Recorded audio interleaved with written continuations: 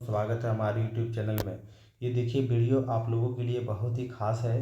ये वीडियो आपके दैनिक दिनचर्या के लिए, आपके एग्ज़ाम के लिए और आपके नॉलेज के लिए ये बहुत ही इम्पोर्टेंट है। ये साइंस का भी है, जीके का भी है और आपके दिनचर्या के लिए भी बहुत ख़ास है। ये जो वीडियो का जो है मेन टॉपिक भोजन है, तो बने रहिए वीडियो के अंत तक देखिए। पहला है, भोजन के मुख्य पोषक तत्व क्या है। तो भोजन के मुख्य पोषक तत्व क्या है, हम चलिए देखते हैं। देखिए, रोज़ जो हम खाते हैं वो जो भोजन का मुख्य पोषक तत्व समझते हैं वो बिल्कुल नहीं। कार्बोहाइड्रेट, प्रोटीन, विटामिन, वसा और खनिज लवण, यानी चारों ये पांचों प्रकार के हम अगर मिला के तत्व को हम अपने भोजन के रूप में लेंगे तो भोजन का मुख्य पोषक तत्व कहलाएगा। अरे हमारे शरीर के लिए बहुत ज़रूरी है मुख्य पोषक तत्व, नहीं तो हम बीमार गिर सकते हैं। तो हम एक एक करके जानेंगे कि कार्बोहाइड्रेट का क्या काम है, कार्बोहाइड्रेट मिलता कैसे है, प्रोटीन का क्या काम है, मिलता कैसे है। तो पांचों के बारे में देखेंगे। तो पहला है कार्बोहाइड्रेट। कार्बोहाइड्रेट के मुख्य कार्य क्या है, तो बताते हैं। कार्बोहाइड्रेट का जो मुख्य कार्य है वो ऊर्जा को प्रदान करना, यानी कार्बोहाइड्रेट से हमें ऊर्जा प्रदान करता है, ऊर्जा मिलता है।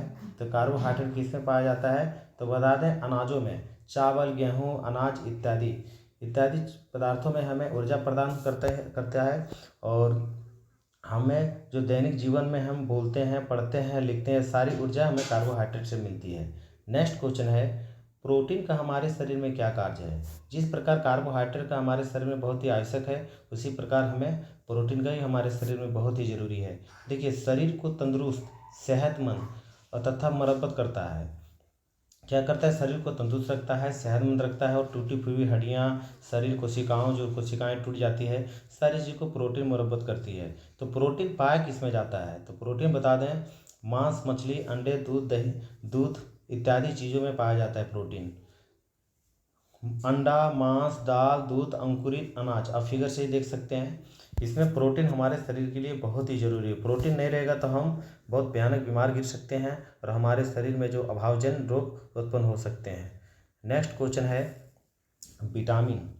विटामिन का हमारे शरीर में क्या कार्य है। तो जिस प्रकार प्रोटीन और कार्बोहाइड्रेट का काम है, उसी प्रकार हमारे शरीर में विटामिन का भी काम है। तो देखिए, जो क्वेश्चन है, आंसर है आपका, विटामिन हमारे शरीर को स्वस्थ, हमारे आँख, नाक, बाल, कान, त्वचा आदि अंगों को स्वस्थ रखता है, हमारे शरीर का प्रतिरोधक क्षमता बढ़ाता है। हमारे शरीर का जो जितने हैं ज्ञानेंद्रियाँ हैं सभी को स्वस्थ रखता है विटामिन। जिसे अगर आपके शरीर में विटामिन की कमी हो जाएगी तो आपको आँख का प्रॉब्लम हो जाएगा, बाल झड़ने लगेगा, बहुत सारे अभावजन रोग हो सकते हैं। और विटामिन हमारे प्रतिरोधक क्षमता भी बढ़ाती है, रोगों से लड़ने की क्षमता बढ़ाती है। आप फिगर के माध्यम से विटामिन को देख सकते हैं। ये विटामिन मिलता किससे है, तो विटामिन बता दें हरे साग सब्जियां, फल इत्यादि चीज़ों में मिलता है। विटामिन बहुत प्रकार के होते हैं, A B C D E के इत्यादि। तो हमारे शरीर में विटामिन का एक अहम रोल है, अहम भूमिका है। तो हमें अपने दैनिक जो दिनचर्या में है जरूर लेना चाहिए विटामिन को। वसा का हमारे शरीर में क्या कार्य है, बताते हैं वसा का हमारे शरीर में क्या कार्य है। तो ये फैट बढ़ाता है, मोटापा बढ़ाता है और ऊर्जा प्रदान करती है। वसा से हमारा कार्बोहाइड्रेट जैसा ऊर्जा भी मिलता है और मोटापा बढ़ता है। ये मिलता किस में है वसा, वसा किससे प्राप्त होता है, तो बताते हैं वसा जो है ये तेलीय पदार्थ से प्राप्त होता है। तेलीय पदार्थ यानी तेल वाला चीज़, दूध हो गया, घी हो गया, मक्खन हो गया और तेल के सारा जितने सारे पकोड़े समोसे बनते हैं, सारे होटल वाले सामान, सब में फैट पाया जाता है, मोटापा पाया जाता है। तो वसा से ही हमें मोटापा मोटापा बढ़ती है। नेक्स्ट क्वेश्चन है, हमारे शरीर में खनिज लवण का क्या कार्य है। तो हमारे शरीर में खनिज लवण का क्या कार्य है, तो बता दें हड्डियाँ, दांत, मांसपेशियाँ, कोशिकाओं, ऊतकों को मजबूत बनाता है। ये जो खनिज लवण है हड्डियाँ, दांत, मांसपेशियों, कोशिकाओं, ऊतकों को मजबूत बनाता है। और ये जैसे कैल्शियम, फास्फोरस इत्यादि, इससे ये सब हम लेंगे। कैल्शियम, फास्फोरस को तो हमारे जो कोशिकाओं को मजबूत, ऊतकों को मजबूत बनाएगा, मांसपेशियों को मजबूत बनाएगा। अब हम एक एक प्रकार के, अभी हम आपको बताएं कि विटामिन के बारे में, और एक एक विटामिन के बारे में हम चर्चा करेंगे कि कौन सी विटामिन से कौन सी बीमारी हो सकती है और कौन से पदार्थ, इसका मुख्य स्रोत क्या है। तो पहला नंबर है विटामिन ए। विटामिन ए की कमी से कौन सा बीमारी होती है, तो विटामिन ए से बता दें रतौंधी नामक बीमारी होती है। रतौंधी का जो मुख्य लक्षण है आपके शरीर में अगर विटामिन ए की कमी हो गई तो आपको दिन भर दिखेगा और रात में दिखाई नहीं, यानी रात में ये दिखाई नहीं देता है। विटामिन ए की कमी हो जाएगा तो आपको रात में नहीं दिखेगा। इसको रतौंधी बोला जाता है। ये नॉर्मल है, किसी को भी हो सकता है, बच्चा, जवान, बूढ़ा, किसी भी अगर शरीर में विटामिन ए की कमी हो गया तो उसको रतौंधी हो जाएगा। नेक्स्ट क्वेश्चन है विटामिन बी। विटामिन बी की कमी से कौन सा रोग होता है? तो विटामिन बी से बता दें बेरी बेरी नामक बीमारी होती है।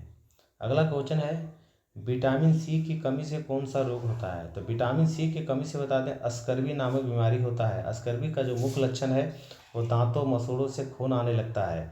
तो विटामिन सी किस में पाया जाता है? तो विटामिन सी बता दें खट्टे पदार्थों में पाया जाता है, जैसे टमाटर हो गया, मिर्ची हो गया, आंवला हो गया, जितने सारे बेर हो गया, ये खट्टे पदार्थों में विटामिन सी पाया जाता है। ये विटामिन सी जो है स्कर्वी नामक बीमारी को रोकता है और इससे जो मसूड़े हमारे मजबूत बनते हैं।